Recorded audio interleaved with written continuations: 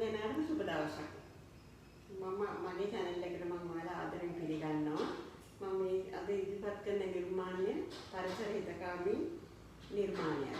මේක බැලුමට ලබු ගෙඩියක්. ලබු ගෙඩිය මම වගා කරගත්තේ මගේ ගෙවත්තේ. මේ ලබු වැලට හැදෙනවා ගෙඩි 10ක් 12ක් විතර හැදෙනවා. මේ ගෙඩි පැකුණාට පස්සේ අපි ගෙඩිය දෙකට සියයකින් වගේ කපලා ලස්සනට පාඩනේ අවු මත පවනේ වේලා ගන්න.